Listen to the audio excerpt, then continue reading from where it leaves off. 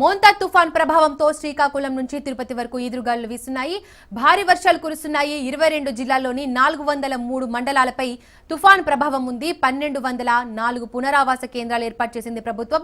75,802 మందిని తరలించింది. వారికి అక్కడ ఆహారం, ఇతర సౌకర్యాలు కల్పించింది. సుమారు 4.4 లక్షల ఎకరాల్లో వరి, పత్తి, మొక్కజొన్న, పెసర సహా ఉద్యాన పంటలు దెబ్బతిన్నాయని ప్రాథమిక నివేదికలు అందాయి. ఇక తుఫాన్ గురించి మరింత సమాచారాన్ని మనకు అందించడానికి మనతో పాటు నెల్లూరు నుంచి చరిత్ బట్లో ఉన్నారు. చరిత్, మీరు చెప్పండి, తుఫాన్ ప్రభావంతో ఏ ప్రాంతాల్లో రవాణా, విద్యుత్ సౌకర్యాలు దెబ్బతిన్నాయి, ఏ ప్రాంతాల్లో ఎక్కువగా పంట నష్టం జరిగింది, అధికారులు ఎలాంటి రక్షణ చర్యలు తీసుకుంటున్నారు, డీటెయిల్స్ ఏంటి? Thank you Deepika. ఏదైతే మాత్రం మతాన్ తుఫాన్ అయితే మాత్రం అత్యంత తీవ్రమైనటువంటి ప్రభావం నెల్లూరులో చూపిందని చెప్పాలి.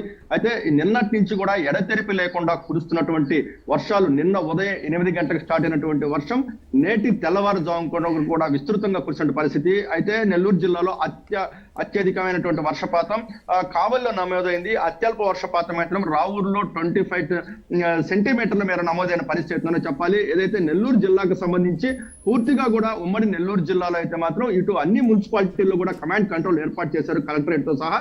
అయితే ఇక్కడ తీవ్రమైనటువంటి ఏదైతే పంట నష్టం వాటిలాంటి పరిస్థితులు అని చెప్పాలి. అంటే ఈ ప్రభావం 20 మండలాల్లో 108 గ్రామాల్లో 4 పట్టణాల్లో ఈ మతాన్ తుఫాన్ ప్రభావం అయితే చూపిస్తుందని చెప్పాలి. పూర్తిగా కూడా జనజీవనం అస్తవ్యస్తమైనటువంటి పరిస్థితి అని చెప్పాలి.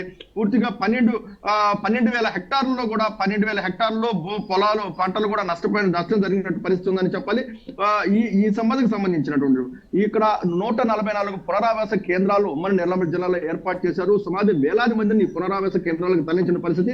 నెల్లూరు అంటే కావలికి సంబంధించి కావలిలో ఏదైతే అనపగుంట వద్ద అయితే మాత్రం రోడ్లపైకి, ఇళ్లలోకి నీరు చేరి కూడా అత్యవసరమైనటువంటి పరిస్థితి. నెల్లూరులో కూడా అనేక ప్రాంతాలు కూడా ఈ రోజు లోతట్టు ప్రాంతాలన్నీ కూడా జలమయమై వీళ్ళందరినీ